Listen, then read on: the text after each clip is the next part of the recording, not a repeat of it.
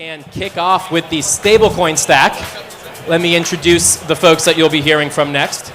There are many Chucks that work in stablecoins, but there is only one that makes every room feel like Paris Fashion Week.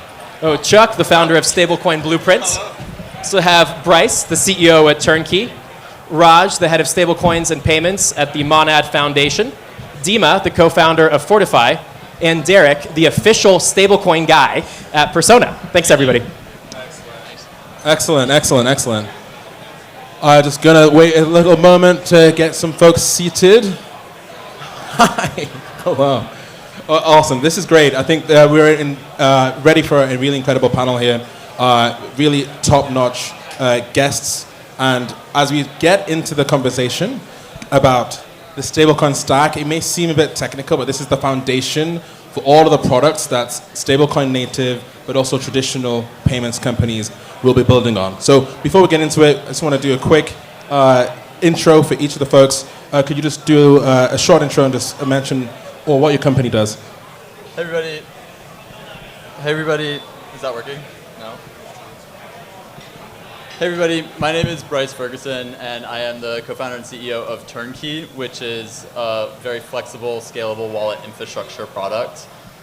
We're used by folks like Bridge for their back-end payment flows, Flutterwave for non-custodial wallets, Rain for non-custodial wallets, anywhere where you need a wallet and kind of used across the stablecoin stack. Hey guys, my name is Raj Park, head of stablecoins and payments at Monad. Monad is a L1 blockchain optimized for payments and stablecoins. Before Monad, I was the CEO and co-founder of Portal, which is a stablecoin developer platform, and then before that was at Visa on the crypto team where I launched stablecoin settlement. Hi everyone, I'm Dima. I'm CTO and co-founder at Fortify. We're the institutional MPC wallet purpose-built for DeFi. Thank you.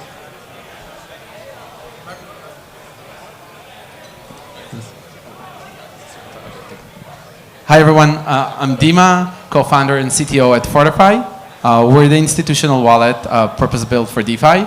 We serve more than 250 institutional customers ranging from market makers, trading firms, funds and fintechs, and essentially providing them a service to securely manage their keys and deploy their assets into DeFi.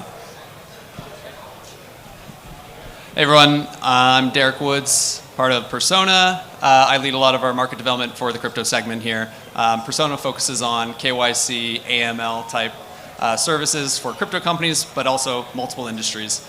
Working with companies like Bridge, Kraken, BitGo, and MoonPay. So, happy to have a discussion. Awesome. Great set of panelists here. By show of hands, who is in products and engineering? Okay, that's like 20% of the audience. And by show of hands, who is in go-to-market? Okay, so by show of hands, who, if I brought you up to the audience, to the stage here, could explain the constituents of the stablecoin stack? None. Okay, so this is what the panel is about. It's going to be the very necessary quick 101, but maybe 201 and 301 of the constituents of the things that we all sell. And we take to market and we turn into the benefits and values that the customers end up buying. And so let's start with you, Bryce. Could you just give a quick overview of what really makes up the stablecoin stack? I think there are a lot of different pieces here. Obviously, Turnkey is focused on the wallet side of the house, which is kind of the entry point for everything in crypto. You know, ultimately, as you're doing any type of transaction in crypto, that has to start with wallets. But you have blockchains like Monad, you have stablecoin orchestrators, folks that are bridging to fiat. You have lots of folks at the application layer, and so you can kind of think of it as a layer cake over time with blockchains at the bottom, applications at the top, and a lot of things in the middle that facilitate those connections. Anything to add?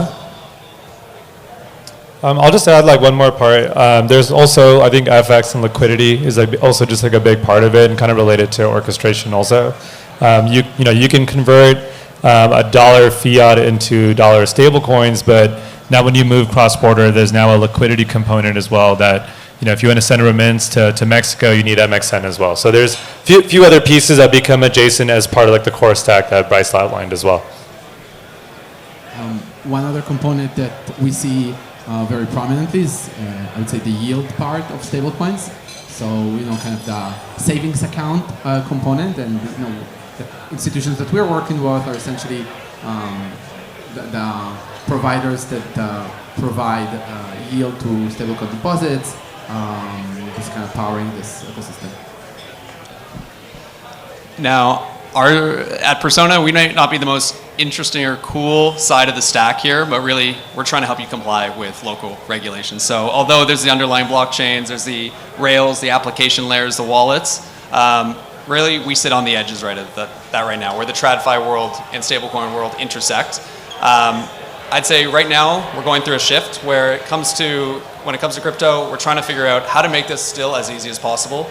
But our goal is to keep people compliant in whatever jurisdictional framework or legal framework there is all over the world. Stablecoins are default global in our opinion, and we want to be sure that you're able to still operate compliantly there. So we really have brought together for you the Avengers of the stablecoin stack here. We've got from the base layer blockchains, then the wallet infrastructure that actually interacts on-chain, then the orchestrators who do the on and off ramps to connect the real world with the on-chain world.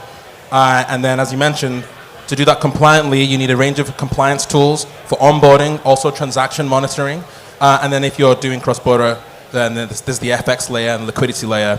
And then on top of all that, applications. And I think as we think through all those different layers of the layer cake, as you mentioned, it's clear that parts of these layers are increasingly strategic.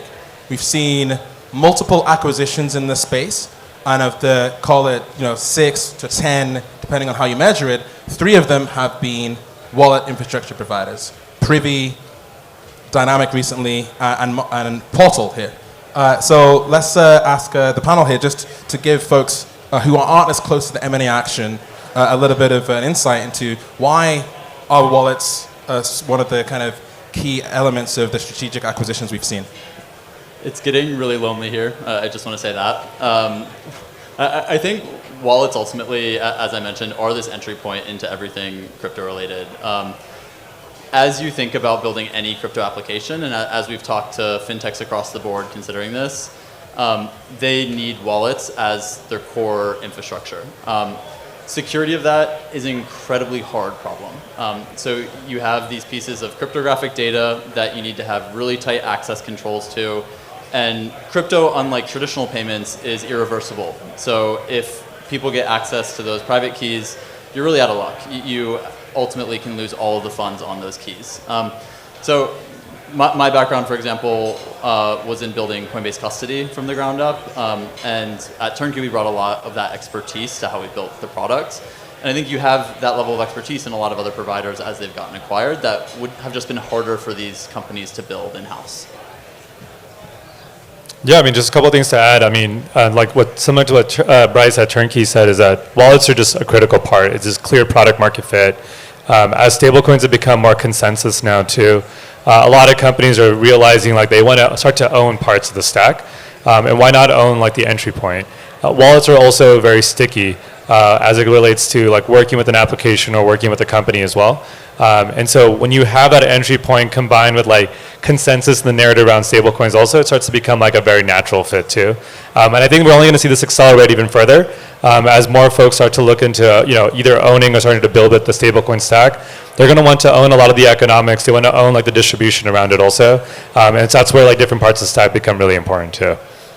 Yeah, I think you mentioned wallets being the entry point, and at the same time, the technology and the security being incredibly critical, and the details can go very, very deep and quite complex. The user experience for users has been a bit of a sticking point over the years for crypto. A lot of improvements have been made, but where are we today, Derek, in the kind of the onboarding process, and what else needs to be done to get Web3 user experiences on the same bar as Web2? Absolutely. I mean, as we've seen, like crypto can start with as simple as a seed phrase, and that's great. But I think a challenge that as an industry we've noticed is that there is a challenge, there's a limit on how many people are used to that behavior. And so with this abstraction that's coming through, we notice that with the abstractions of like going to username and password or other layers to make it seem like you can still get access to stablecoins, but now in easier ways, a part of that is starting to introduce that regulatory framework where now you get KYC being a requirement. And this is where Persona is trying our hardest to reduce as much friction as possible. What we notice is like best practices though, is we don't want to be a bottleneck for these onboarding users. So offer dynamic friction where someone could actually increase levels of friction or kind of AML checks as you go, allow them onto the platform. But at the same time, we realize that now there's multiple layers in that stack, as we mentioned, where maybe the underlying stablecoin provider also needs to perform KYC, for example, Bridge, but the neobank on the front side also has to do KYC. We've now recently relaunched, exciting, it came out just 2 days ago, where we now allow data sharing for KYC data to essentially break down that double KYC challenge. Meaning better user experience, hopefully more onboarding to this ecosystem, where the user doesn't feel like they're getting roadblocked every step of the way. I think one area that you mentioned as part of the stack is yield and kind of earning on the balances. And I think that's one potential area that Web3 might be doing slightly better than Web2. So here's another question for the audience. In your checking account, who is earning more than 1%? By show of hands. We got one. Okay, tell people who you're banking with. I think they need to move. Over 1%? No one? Okay, so we'll do the reverse.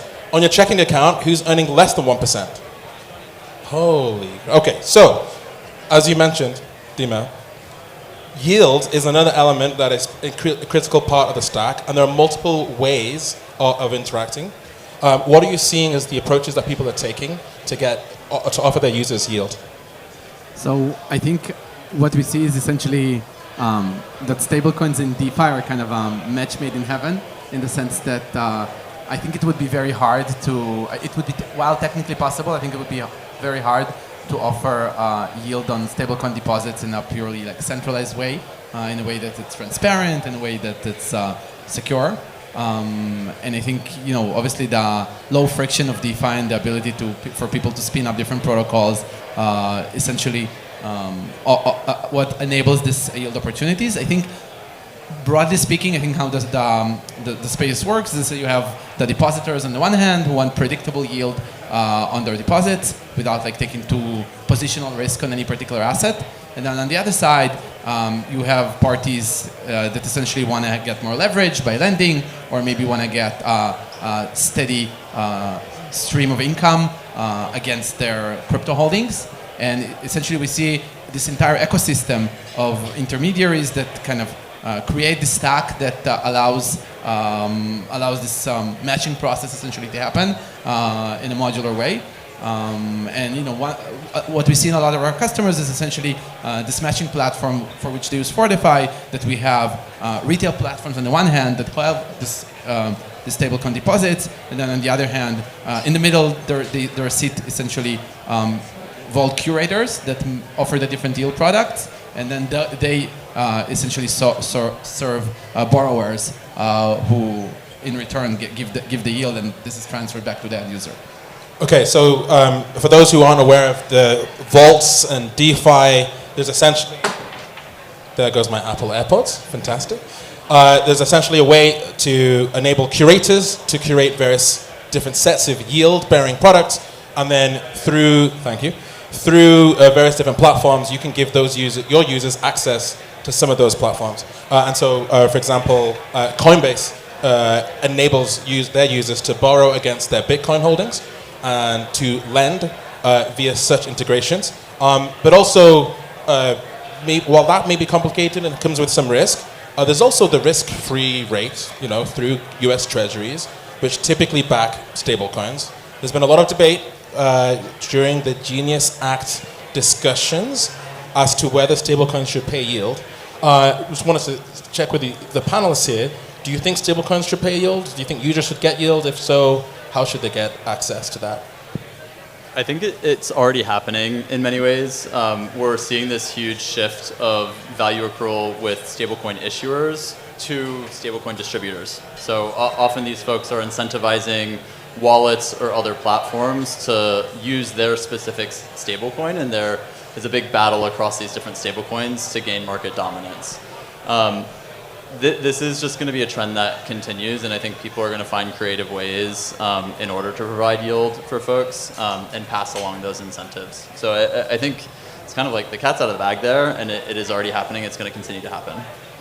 I think the other element of this is that stablecoin stacks and like the yield component is actually global too. I mean, before, the yield that that we're all talking about is maybe specific to U.S. citizens or folks that live out here. But now, like, you can build on a primitive that's global by nature, and so you can actually build a neobank outside, and then from there earn like the risk-free rate, which is incredible and something we've never seen before. A lot of fintech over the last 10 years that we've seen at Money 2020 as an example has been building on banking as a service platforms or just like traditional rails. Now we're just starting to see a fundamental shift where a lot of the builders and developers are saying, wait, this is actually a better stack. I can provide a better experience for my users overseas, anywhere in the world. And now I can also scale my product or solution globally at the same time too. And that's like a pretty unheard of fact in fintech historically. It's always been built for your domestic market, hope and pray you get another partner bank in another market afterwards. Now you can build off of the same primitive anywhere in the world, and that's pretty exciting and pretty powerful too. I think going off of that as well, the speed of innovation here is just insane. So you're able to leverage all of these open Legos in DeFi, and rather than having 8 different partners that you need to integrate with, you integrate with the wallet, and then it's all plug and play from there. And so you see these neobanks or crypto products getting off the ground in like a couple weeks and growing to hundreds of millions of dollars of revenue, like an Axiom, for example, which is a crypto trading platform that grew to $100 million in 6 months. So for the go-to-market folks in the audience who we now know there's a lot of you, if you're working, selling infrastructure, working with neobanks or selling for a neobank or any other kind of PSP, the idea that your cash that's idle is not earning at least the risk-free rate is going to seem absurd in a few years. And it's a matter of different forms of accessing that through various different infrastructure providers. Could it be the stablecoin issuer? Could it be directed to DeFi? There's even, say, startups who are enabling this via APIs, like Braid, with the founder over here, if you want to go talk to him about getting yield on your assets. But I think in a few years, it'll just be absurd. And maybe Money 2020, 2 years from now, with the same crowd, and I ask the same question about who's earning 1% on their checking account, everyone's hands will be up. But until then, this is the kind of the stack that's relevant to making that happen. So now moving away from yield, something that Bryce mentioned at the very beginning is the security is very, very critical. Thinking about getting mass market adoption, I think about my mum using software. She struggles to use WhatsApp. The idea of a seed phrase is I'm not even going to try to explain. So how do we maintain security, verifiability, whilst also not, whilst also enabling good user experience? It's a really tough problem to balance, and there are a lot of things baked into that. I think money is about to move much faster than it's ever moved before, and we are going to have agents transacting. We're going to have users controlling their own finances with crypto, and so we need new sets of tools in order to control those aspects. I think the other side of this is security in traditional finance has often been driven explicitly by regulation, and in a world where things are more open and permissionless, it's actually hard for regulation to completely control the security elements of that. So one of the things that we've invested a lot in at Turnkey is fully verifiable systems, so you don't just have to blindly trust the code that Turnkey is running, you can actually cryptographically verify that the code is running. This is a pretty new idea and very kind of crypto aligned with that don't trust but actually verify perspective. And we think the industry writ large is going to go in that direction. And Dima, what about Fortify users? How do you make sure that you get the right balance of user experience and security? I think obviously things start with key management. That's kind of the worst thing that can happen to you is getting your key stolen. So obviously we invest a lot in different types of techniques, whether it's cryptographic techniques or hardware techniques to protect the keys. But I think something that we've seen from very early on is that beyond the risk of key theft, there's the risk of just signing the wrong transaction and not understanding what you sign. I think this is somewhere where I think UX and security are kind of go tightly hand in hand, because then users have this like bad feeling when they suddenly find themselves using a wallet or a solution where they're essentially blind signing. So a lot of the things that we've been working on is to provide the right level of transparency and enrichment for the transaction, and this is especially true for more complicated transactions like interacting with DeFi protocols and smart contracts more broadly. And the idea is essentially to surface the full context in the right way to the user and allow in an institutional context also to set access control and policies around those different attributes of a transaction. Yeah, I want to give all these guys credits for building out the hard, deep tech parts of this. Like when Persona thinks about verifiability, we're really thinking about how do we know that this identity is the person that you're expecting. So when it comes to wallets, we're starting to see stuff like BlackRock Spittle Fund where they might have an allow list on wallets.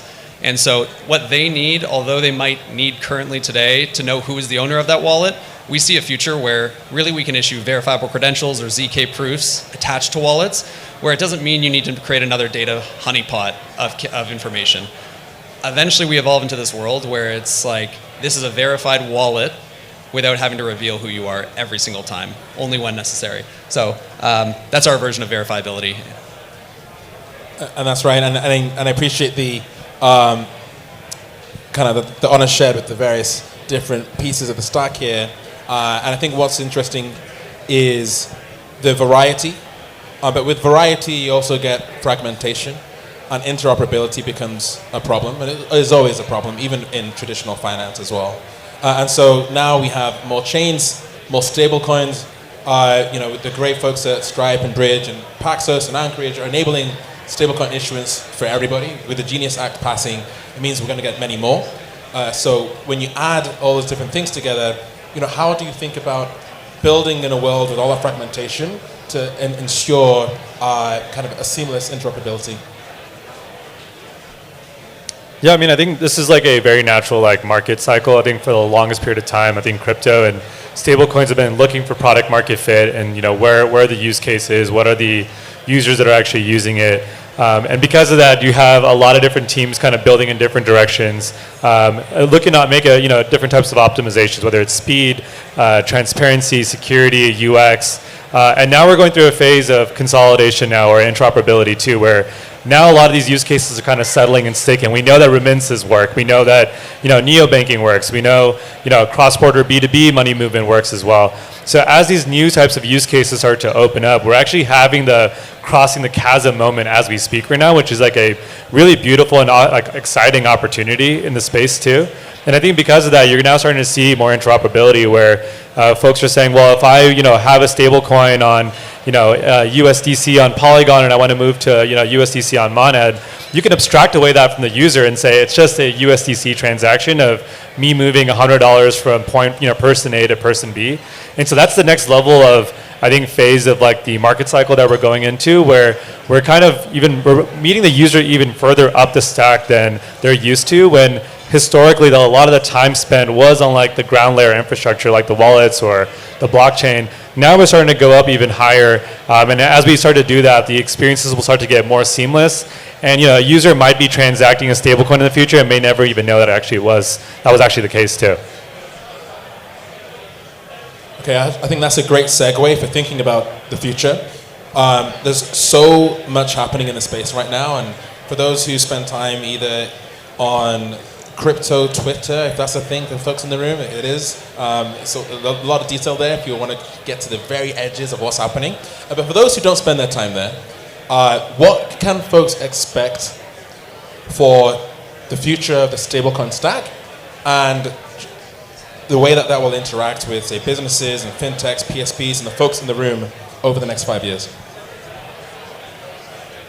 I'm going to go a little adjacent to just stablecoins, but I'm really excited about the future of agentic finance and how this evolves, especially with agent-to-agent transactions. I think especially as we think about how work evolves, as every single person has 1,000 agents doing different tasks for them across the world. Stablecoins are going to be a really important part of that. You can imagine you ask your agent if you should invest in Starbucks, and it gets different pieces of data and pays for that data with stablecoins. It then realizes it needs data on wait times at Starbucks and goes and hires 1,000 people around the world, paying them in stablecoins to get that data before it creates this new financial model to make a decision on that investment. I think we're going to see a lot of interesting use cases there where money is just used in ways that is super high throughput and very different from what we've seen today. A couple things I would add is that I'm also really excited about like next gen blockchain architectures also. I mean, dating back to my time at Visa when we first launched stablecoin settlement, that actually happened on Ethereum mainnet. Very expensive transaction to move $100 when we first did that test. Now you're starting to see blockchains like Monad, near zero cost, 10K TPS, which is about 5 times like Black Friday loads for like Stripe of last year. And so you're starting to see like the next generation of blockchains start to evolve where a lot of the bottlenecks and things that we've historically attributed to blockchains no longer exist or are actually an issue anymore. And so the foundation that's being laid is now much, much better. And I think the other part that we've seen really take off is the card issuance stack too, which I think is really awesome for me to see just coming back from like the Visa roots also, where a lot of these dollar accounts that are popping up now actually have a card issue to it. And then you can leverage the entire merchant network that Visa has as well. And so I think a lot of the existing networks that are playing out historically over multiple decades, and even some like Western Union's been around for centuries, are starting to adopt stablecoins and like embed as part of their workflow. And so I think those are some things that we haven't seen fully realized yet, but we're on the precipice of it right now. For me, the thing I'm quite excited about, and I'm sure will develop a lot over the next 2 years, is privacy.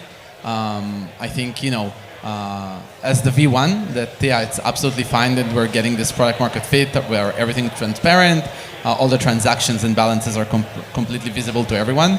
But I think as the adoption grows, people will expect to get more in terms of privacy. So whether it's confidential transactions or maybe just the amount is hidden, all the way through fully private applications for different types of use cases. And I think we're already seeing the resurgence of similar types of privacy projects, and I expect this to evolve even further as in the next few years. Completely agree. We want more privacy. I mean, be that transactions or on-chain identity. So personally, we're really excited about and exploring like partnerships with Chainlink for their compliance policy engines and saying, how can you do this in an anonymous way, but still be sure that you builders are still remaining compliant in line with Genius Act regulations and whatever comes next. As well as so Chainlink and Solana attestation service, these types of experiments, and see where these develop to. That's what we're excited for. That's awesome. And so one thing I'll leave you with is the space is moving rapidly. I don't need to tell you that. Fintech has continued to show innovation, but I think in this area, there's now the tailwinds of regulation and clarity that mean that many folks are now starting to put these things on their roadmap. Over the next several quarters and years, there's going to be a tremendous amount of competition. And so I take that away. Competition in financial services is heating up. And that means that for either US domestic or even international consumers, fintechs, PSPs, end users, infrastructure providers, the landscape is shifting. And so depending on where you sit in your business, whether that's helping with go-to-market, the few folks who are product and engineering, strategy and compliance and so on, it is relevant to pay attention, because what used to take many weeks, many months from a global perspective of opening licenses and taking a long time to expand now can happen in 90% less of the time. And that completely changes the ROI of strategy. And so something to be very excited about, depending on where you sit. The regional banks versus national ones, everyone has a particular different type of game to play. But it's a good time to kind of pay attention and to see what your strategy is. So with that, if you could please provide a round of applause to our excellent panelists. And we're going to have another, call it 20 to 30 minutes of networking and some food. Thank you.